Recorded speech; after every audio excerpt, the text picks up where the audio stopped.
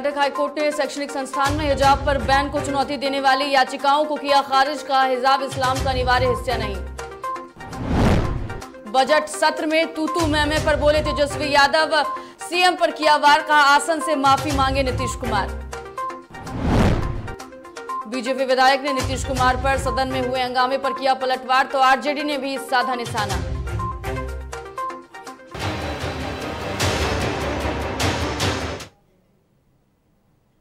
हिजाब पहनना धर्म का हिस्सा नहीं। जी हां, आज कर्नाटक हाईकोर्ट ने इस पर अपना फैसला सुनाया है। कई फैसलों को सुनाते हुए उन्होंने ये साफ कर दिया है कि हिजाब पहनना इस्लाम धर्म में अनिवार्य नहीं है। हिजाब मसला जो उठा, इसके बाद लगातार हाईकोर्ट में याचिका दायर की गई है। बड़ी खबर आपको बताने जा रहे हैं इससे जुड़ी हुई। कर्नाटक हाईकोर्ट ने हिजाब पर सारी याचिकाओं को खारिज कर दिया है। बड़ी खबर इस वक्त की बता दें आपको, हाईकोर्ट ने मामले में सुनवाई की है। बड़ी जानकारी इस वक्त की, छात्र स्कूल यूनिफॉर्म पहनने से नहीं कर सकते इनकार। हाईकोर्ट ने यह बयान दिया है कि छात्र स्कूल यूनिफॉर्म पहनने से इनकार नहीं कर सकते हैं। हिजाब मामले में सुप्रीम कोर्ट जा सकते हैं याचिकाकर्ता। तो देखिए, याचिकाकर्ता जो हैं वो सुप्रीम कोर्ट जरूर इस मसले को लेकर जा सकते हैं, लेकिन हिजाब पहनना इस्लाम में नहीं, ये हाईकोर्ट ने कहा है। दरअसल कर्नाटक हिजाब विवाद पर मंगलवार को कर्नाटक हाईकोर्ट ने अहम फैसला सुनाया है। हाईकोर्ट ने स्कूल कॉलेज में हिजाब बैन के फैसले को चुनौती देने वाली याचिकाओं को खारिज कर दिया है। Chief justice Rituraj Awasthi, justice Krishna S Dixit और जस्टिस जेएम खाजी के बेंच ने अपना फैसला सुनाया है। उन्होंने कहा कि हिजाब पहनना इस्लाम की अनिवार्य प्रथा का हिस्सा नहीं है। कर्नाटक हाईकोर्ट ने कहा कि स्कूल यूनिफॉर्म का प्रिस्क्रिप्शन केवल एक उचित प्रतिबंध है जिस पर छात्र आपत्ति नहीं कर सकते हैं। तो देखिए, हिजाब मामला देखा था हमने कि चुनाव में भी राजनीतिक मुद्दा बना, कई सारी पार्टियों ने इसे उठाया और अब हाईकोर्ट ने इस पर सुनवाई कर दिया। हाईकोर्ट ने कहा है कि हिजाब पहनना इस्लाम का हिस्सा नहीं है और कोई ऐसा अनिवार्य हिस्सा नहीं है, और जो स्टूडेंट हैं वो यूनिफॉर्म पहनने से इनकार नहीं कर सकते हैं। और इसके बाद अब ये बातें निकलकर सामने आ रही हैं कि याचिकाकर्ता जो हैं वो अब सुप्रीम कोर्ट का दरवाजा खटखटा सकते हैं। तो कोर्ट ने यह भी माना है कि स्कूल ड्रेस का निर्धारण एक उचित प्रतिबंध है जो संवैधानिक रूप से मान्य है। कोर्ट ने यह कहा है कि राज्य सरकार के पास इस संबंध में सरकारी आदेश जारी करने की शक्ति है। कोर्ट ने मामले से जुड़े सभी रिट याचिकाओं को खारिज कर दिया है। तो पीठ ने राज्य के सरकारी स्कूलों में हिजाब पहनने पर प्रतिबंध को चुनौती देने वाली कई मामलों की सुनवाई के बाद अपना फैसला जो है वो अब सुरक्षित रख लिया है। तो देखिए, इस पर अधिक बातचीत करेंगे। बातचीत करने के लिए हमारे संपादक राजेश जी हमारे साथ फोन लाइन पर माफ कीजिएगा लाइव जुड़ गए हैं न्यूज से, उनसे बातचीत करेंगे। राजेश जी, आखिरकार हाई कोर्ट ने हिजाब विवाद पर अपनी बातें रख दी हैं, फैसला सुना दिया है और ये कह दिया गया है कि इस्लाम में कोई ये अब पूरी तौर से नहीं कहा गया है कि आपको हिजाब पहनना अनिवार्य ही है, और स्कूल अब ये निर्धारित करेगा कि यूनिफॉर्म अब जो है वो बच्चे पहन कर आए। तो कुल मिलाकर फैसला सुना दिया गया है। देखिए, फैसला आ गया है और फैसला को लेकर उम्मीद की जानी चाहिए कि ये मामला का पटाक्षेप हो जाएगा, लेकिन ये पूरी तरह से मामला राजनीतिकरण का शिकार हो गया है। यही वजह है कि अब खबरें ये भी आ रही है कि जो याचिकाकर्ता जो लोग हैं और जो वो अब सुप्रीम कोर्ट जाएंगे, हालांकि उनके पास विकल्प है, वो सुप्रीम कोर्ट जाएंगे, लेकिन कर्नाटक हाईकोर्ट ने जो फैसला दिया है उसमें स्पष्ट कहा गया है कि इस्लाम में कहीं भी हिजाब पहनना अनिवार्य नहीं बताया गया है। पूजा, आपको बता दें कि ये जनवरी का मामला है, जब 20 जनवरी की वो तारीख थी जब कुछ मुस्लिम लड़कियों ने सरकारी स्कूल, उडुपी के सरकारी स्कूल में वो लोग पहुंचे और उसके बाद उन पर रोक लगा दिया गया। जब कर्नाटका एजुकेशन एक्ट जो है 1983 का है, 133 का मामला है, जिसमें स्पष्ट लिखा गया है कि स्कूल में जो स्कूल का कायदा कानून है वही लागू होगा। और पूरे प्रदेश में कर्नाटक सरकार ने इस एक्ट के तहत यह निर्देश जारी किया था कि स्कूल में, चाहे वो सरकारी स्कूल हो या प्राइवेट स्कूल हो, अपने यहाँ ड्रेस कोड लागू कर सकते हैं। लेकिन इसके खिलाफ जो मुस्लिम लड़कियां थी वो हिजाब पहनकर वहां पहुंची और उसके बाद स्कूल प्रबंधन ने उन्हें जाने से रोक दिया और उसके बाद पूरी तरह से यह मामला राजनीति का शिकार हो गया। और हम सब ने देखा कि पूरी तरह से कर्नाटका में कई दिनों तक इस तरह की स्थिति बनी रही, प्रदर्शन होता रहा, दोनों तरफ से प्रदर्शन शुरू हो गया था। और उसके बाद अब जब ये मामला कोर्ट में पहुंचा तो कर्नाटक हाई कोर्ट ने स्पष्ट निर्देश दिया है, जो संदेश दिया गया है और जो फैसला सुनाया है उसमें कहा गया है कि इस्लाम का हिस्सा हिजाब नहीं है।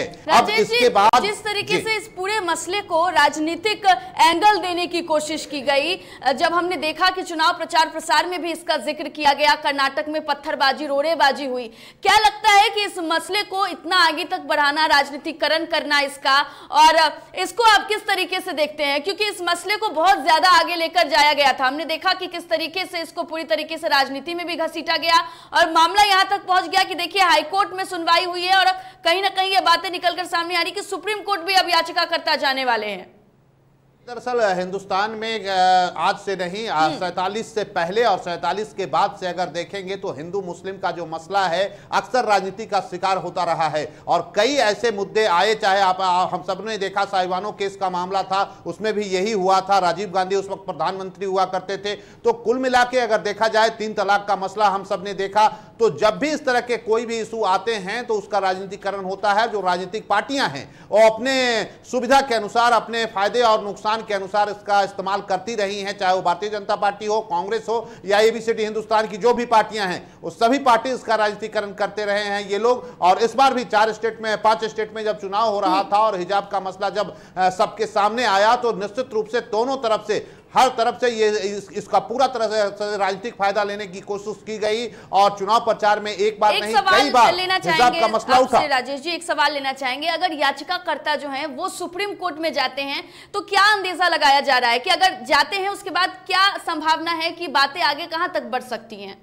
देखिए, हाई कोर्ट ने जो डिसीजन दिया है, अमूमन ऐसा होता है कि किसी भी स्टेट के का जो हाई कोर्ट है जो डिसीजन देता है उसको जाकर सुप्रीम कोर्ट में बहुत कम ऐसे मौके आए हैं कि हाई कोर्ट के फैसले को सुप्रीम कोर्ट ने पलटा है। और ये मामला काफी संवेदनशील है और धर्म से जुड़ा हुआ मसला है और जो मुझे लगता है कि सुप्रीम कोर्ट में भी जब ये याचिका लेकर लोग जाएंगे तो निश्चित रूप से सुप्रीम कोर्ट है जो इस्लाम का जो कायदा कानून है उसी को आधार मानते हुए सुप्रीम कोर्ट भी यह फैसला दे सकती है, क्योंकि स्पष्ट कहा है हाई कोर्ट ने कि कहीं भी इस्लाम में हिजाब पहनना अनिवार्य नहीं है, कहीं नहीं लिखा गया है, लोग इसे अपनी सुविधा के अनुसार इस्तेमाल करते हैं, जबकि यह सच्चाई नहीं है। तो मुझे लग रहा है कि अगर सुप्रीम कोर्ट में भी याचिकाकर्ता लोग जाएंगे तो वहां पर भी सुप्रीम कोर्ट, मुझे नहीं लगता कि हाई कोर्ट से इतर कोई अलग फैसला देगा। तो फिलहाल जो इस पूरे मामले पर देखा जाए तो कर्नाटका में राजनीति तो कम से कम अब नहीं होगी। हालांकि बीजेपी के जो प्रवक्ता है उन्होंने ये सवाल उठाया है और कांग्रेस से पूछा है कि आप इसे जो राजनीतिक रूप देना चाह रहे थे, आज हाई कोर्ट के फैसले के बाद आपको भी जवाब मिल गया है। आगे आने वाले दिनों में राजनीति होगी, लेकिन मामला सुप्रीम कोर्ट में जाएगा और देखना है सुप्रीम कोर्ट हाई कोर्ट के फैसले को रेगुलर करती है या इसे खारिज करेगी। बिल्कुल, बहुत शुक्रिया अधिक जानकारी के लिए राजेश जी। जो देखिए हमारे संपादक हमारे साथ जुड़े हुए थे, इस मसले पर हाई कोर्ट ने अपना फैसला सुना दिया है और हाई कोर्ट के फैसला सुनाने के बाद अगर ये मामला सुप्रीम कोर्ट में जाता है तो जैसा कि हमारे संपादक का कहना है, कुल मिलाकर जो सुप्रीम कोर्ट है वो हाई कोर्ट से इतर फैसला नहीं सुनाती है। लेकिन अब देखना यह होगा कि जब ये सुप्रीम कोर्ट में मसला जाता है उसके बाद क्या कुछ बातें निकलकर सामने आती है। तो इस पूरे मसले पर हाई कोर्ट ने फैसला सुनाते हुए ये कह दिया है कि हिजाब पहनना इस्लाम में अनिवार्य नहीं है, ये आपकी अपनी मर्जी पर डिपेंड करता है। तो कुल मिलाकर जो विवाद लंबे समय से चल रहा था, जो स्थितियां बनी हुई थी, उस स्थितियों को लेकर हाई कोर्ट ने, कर्नाटक हाई कोर्ट ने फैसला सुना दिया है। अगली खबर का रुख करेंगे। एटा में कानून व्यवस्था को बेहतर बनाने के लिए हाथरस जनपद की सीमा पर नई पुलिस चौकी का निर्माण किया गया है। एसएसपी ने इस पुलिस चौकी का उद्घाटन किया। बता दें कि आमजन की सुरक्षा को लेकर नई पुलिस चौकी को बनाया गया है। इस दौरान पुलिस चौकी प्रभारी रेणुका चौधरी ने कहा कि वे क्षेत्र के लोगों की सुरक्षा को लेकर संकल्पित हैं। तो एसएसपी ने पुलिस चौकी का उद्घाटन किया है और लोगों को और भी ज्यादा मदद देने के लिए, लोगों को और भी ज्यादा जो मामले सामने आएंगे उन्हें सॉल्व करने के लिए ये पहल की गई है और पुलिस चौकी का उद्घाटन किया गया है।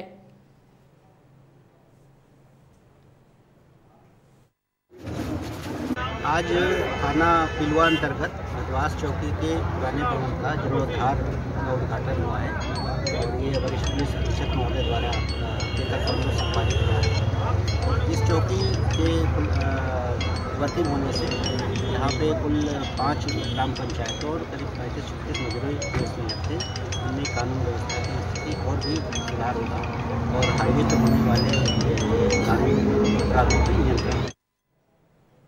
आजमगढ़ में महिला और नातिन की हत्या के आरोप में पुलिस ने गिरफ्तार किया है। दरअसल आरोपी के पास से लूटी गई धनराशि और जेवरात भी बरामद किए गए हैं। बता दें कि घर में चोरी का विरोध करने पर आरोपी ने हत्या की घटना को अंजाम दिया। घटना के 35 घंटे के अंदर ही पुलिस टीम ने यह बड़ी कार्रवाई की है। पुलिस टीम की सफलता पर पुलिस अधीक्षक एडीजी जोन वाराणसी और डीआईजी परिक्षेत्र आजमगढ़ द्वारा उन्हें पुरस्कृत किया गया। कल 13 मार्च को सुबह 9 बजे थाना दीदारगंज में एक घटना घटित हुई थी जिसमें एक महिला और एक बच्ची, इन दोनों की धारदार हथियार से हत्या कर दी गई थी। इस घटना का अनावरण आज पुलिस के द्वारा किया गया है। इसके अनावरण के लिए 4 टीमें लगाई गई थी। घटना कारित करने वाले अभियुक्त चंद्रजीत चौहान पुत्र लालधारी चौहान, जिसकी उम्र लगभग 28 साल है, जो मृतका के गांव गवाई का ही रहने वाला है, इसको पुलिस के द्वारा आज गिरफ्तार किया गया। पूछताछ के दौरान इससे आला कत्ल और लगभग 9,60,000 रुपये जो इसने वहां से लूटे थे, ये बरामद किए गए। घटना के समय पहने गए कपड़े व जूते जिनके ऊपर खून के निशान हैं और जो आप लोगों के सामने अभी प्रस्तुत किए गए, वो भी पुलिस के द्वारा बरामद किए गए। अग्रिम पूछताछ के दौरान इसके द्वारा घर से लूटे गए जेवर के बारे में भी पुलिस को बताया गया और इसकी बरामदगी के लिए पुलिस के द्वारा इसको ले जाया गया। उत्तर प्रदेश के बदायूं के थाना सिविल लाइंस में दिल्ली पुलिस के अधिवक्ता से रिश्वत लेने आए दिल्ली पुलिस के दरोगा और सिपाही समेत 4 लोगों को लोकल पुलिस ने टैपिंग के बाद धर दबोचा है। जांच के बाद पकड़ी गई महिला सिपाही और ड्राइवर को हिदायत देकर छोड़ दिया गया है, जबकि दरोगा और सिपाही के खिलाफ भ्रष्टाचार निवारण अधिनियम के तहत मुकदमा दर्ज किया गया है। आपको बता दें कि अधिवक्ता से वसूले गए 1,60,000 रुपए भी आरोपियों के पास से बरामद किए गए हैं। तहरीर के मुताबिक दरोगा ने अधिवक्ता से कहा था कि इस केस में फंस जाओगे और इससे बचने के लिए 15 लाख रुपए देने की मांग की थी। काफी देर बाद 12 लाख में सौदा हुआ और इसके तहत 2 लाख रुपए 14 मार्च यानी कि आपको बता दें कि आज दिए जाने थे और बाकी 10 लाख रुपए 15 मार्च को देने की बात हुई थी, जिसके बाद पुलिस ने उन्हें गिरफ्तार किया है। आज दिनांक 14 मार्च 2022 को एसएसपी कार्यालय में एक अधिवक्ता श्री नेकपाल, जो कलेक्ट्रेट बदायूं में अधिवक्ता हैं, इनके द्वारा एक प्रार्थना पत्र दिया गया कि थाना कालकाजी साउथ ईस्ट दिल्ली में एक अभियोग पंजीकृत हुआ था 363 आईपीसी का, जिसके आईओ श्री पवन यादव हैं और इस मुकदमे में जो पीड़िता है उसकी तरफ से ये अधिवक्ता नेकपाल पैरवी कर रहे थे। आईओ द्वारा जनपद बदायूं में अधिवक्ता से संपर्क किया गया और इनसे कहा गया कि अधिवक्ता द्वारा जो एफिडेविट को नोटराइज किया गया है और जो आधार कार्ड दिया गया है वो फर्जी है और इसकी एवज में आईओ द्वारा अधिवक्ता पर दबाव बना करके इनको इस मुकदमे से पृथक करने के लिए 15 लाख रुपए की रिश्वत मांगी। रायबरेली में ऑटो और बाइक की टक्कर में 3 लोग घायल हो गए। बाइक सवार 2 बहन भाई घायल हुए हैं, जिससे सभी को अस्पताल पहुंचाया गया, जहां उनका इलाज जारी है। वहीं ऑटो चालक ऑटो छोड़कर मौके से फरार हो गया। पूरी घटना आपको बता दें कि हरचंदपुर थाना क्षेत्र के गुलपुर चौक के पास की है।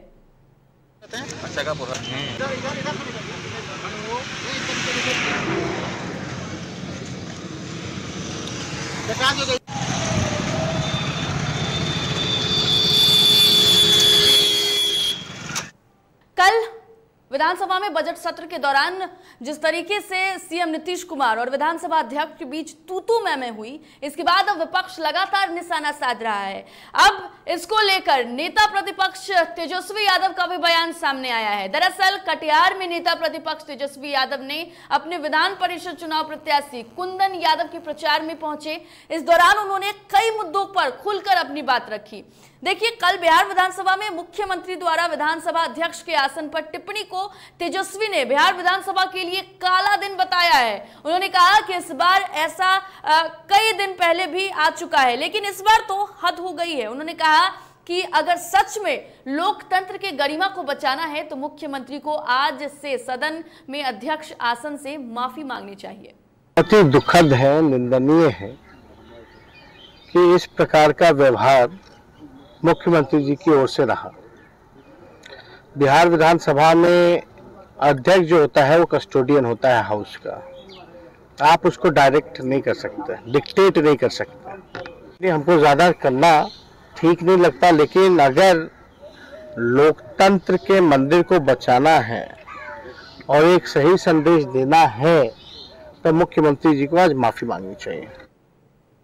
चलिए, अधिक बातचीत करने के लिए हमारे संवाददाता मनीष हमारे साथ कटिहार से फोन लाइन पर जुड़ गए हैं। मनीष, सदन के अंदर जो सीएम और विधानसभा अध्यक्ष के बीच हुई है, विपक्ष लगातार निशाना साध रहा है और अब नेता प्रतिपक्ष ने भी माफी मांगने की बात कह दी है। जी देखिए, निश्चित तौर पर नेता प्रतिपक्ष तेजस्वी यादव जी जो है अपने एमएलसी प्रत्याशी कुंदन यादव के जो है प्रचार प्रसार को लेकर कटिहार पहुंचे थे।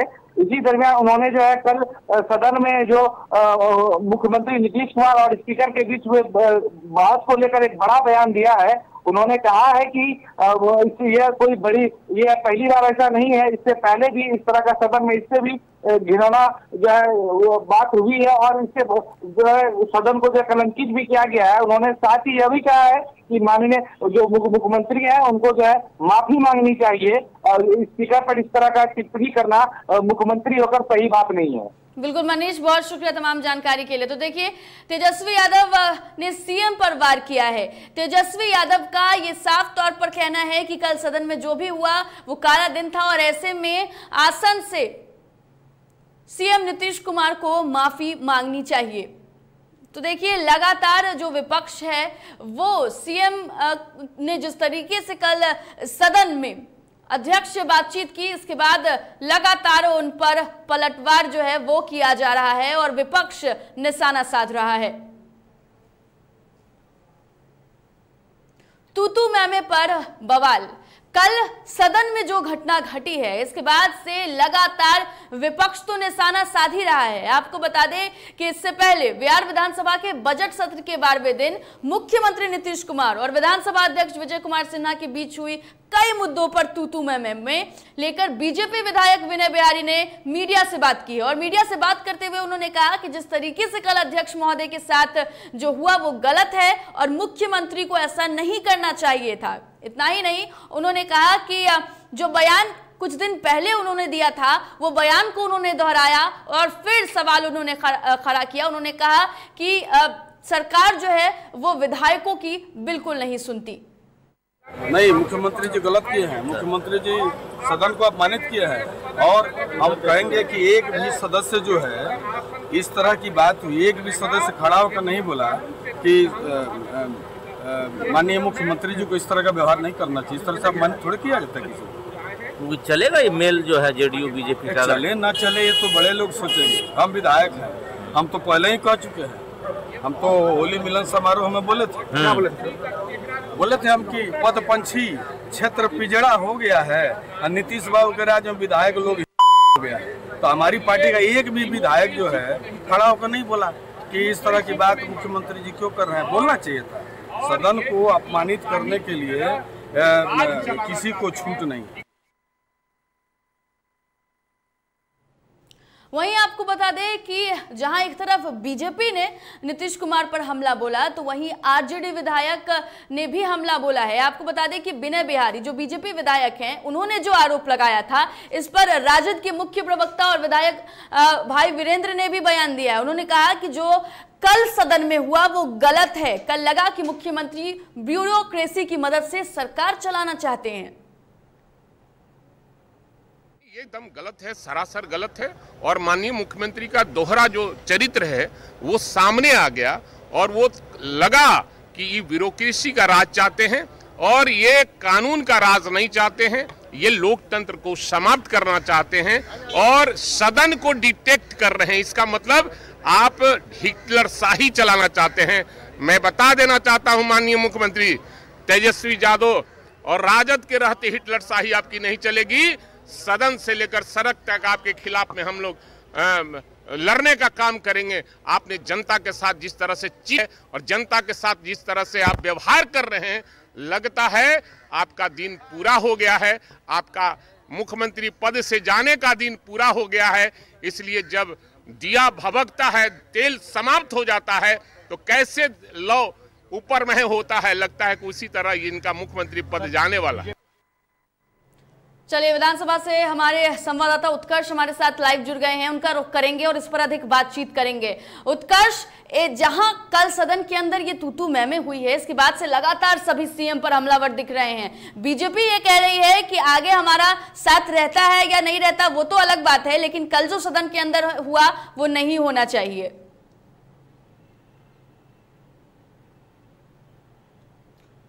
और बिल्कुल पूजा, देखिए जिस तरीके से बीते दिन यानी कि विधानसभा के 11वें दिन जिस तरीके से हंगामेदार रहा, क्योंकि एक तरफ मुख्यमंत्री नीतीश कुमार ने आसन कहीं तौहीन कर दी, लगातार कई सवाल खड़ा किए। बताते चले कि कल गृह विभाग से संबंधित जब सवाल आया तो मुख्यमंत्री नीतीश कुमार पहले ही सदन पहुंच गए। 11 बजे से सदन शुरू होता, लेकिन उससे पहले कल सदन आ गए थे मुख्यमंत्री। हालांकि जब ये बातें शुरू हुई तब वो अपने चेंबर में थे और वहां से निकलकर सीधे सदन के अंदर गए और वहां पर अपनी बातें तो रखी और साथ ही साथ अध्यक्ष को लेकर खूब खरी खोटी सुना दी। उन्होंने यह भी कह दिया कि आप संविधान का तौहीन कर रहे हैं, जो भी बातें हुई हैं वो पटल पर रखी गई है और ये तमाम बातें कोर्ट में जाती हैं, ना कि सदन में। वो बातें इस तरीके से खिंचती चली गई कि बाद में दोनों के बीच तूतू मैमे जैसी स्थिति हो गई, जिसको लेकर आज जो है चाहे वो सत्ता पक्षी हो या फिर विपक्ष, लगातार सरकार पर सवाल खड़ा कर रहा है। देखिए, यहाँ आरजेडी का ये कहना है कि सीएम का दिन पूरा हो चुका है, यानी कि अब लगता है सीएम पद खत्म होने वाला है, इसी के लिए नीतीश कुमार इस तरीके की हरकत कर रहे हैं। और आरजेडी का कहना है कि जब तक वो रहेंगे ऐसे अपमानित नहीं होने देंगे विधानसभा अध्यक्ष को।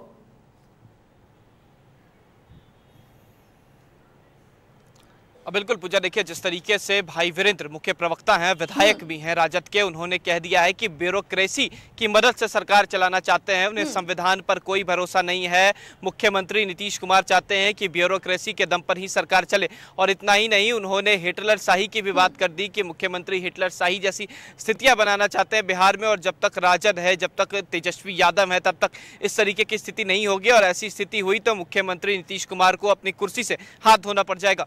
उत्कर्ष, यहाँ पर एक सवाल आपसे और लेना चाहेंगे। देखिए, नेता प्रतिपक्ष यादव कटिहार गए हुए थे, कटिहार पर उन्होंने ये बयान दिया, उन्होंने कहा कि कल जो भी घटना घटी है वो काला दिन के रूप में होगी और उन्होंने साफ कह दिया है कि सीएम को विधानसभा अध्यक्ष से माफी मांगनी चाहिए। तो ये जो माफी मांगने की बात है वो लगातार विपक्ष कर रहा है, लेकिन हम ये देख रहे हैं कि जेडीयू लगातार समर्थन में उतरा हुआ है। सोशल मीडिया पर कई सारे पोस्ट किए जा रहे हैं सीएम के पक्ष में, सीएम के लिए। तो क्या लगता है, ये दोनों तरफ से इस मुद्दे को लेकर आपस में जो लड़ाइयां हैं वो शुरू हो चुकी हैं?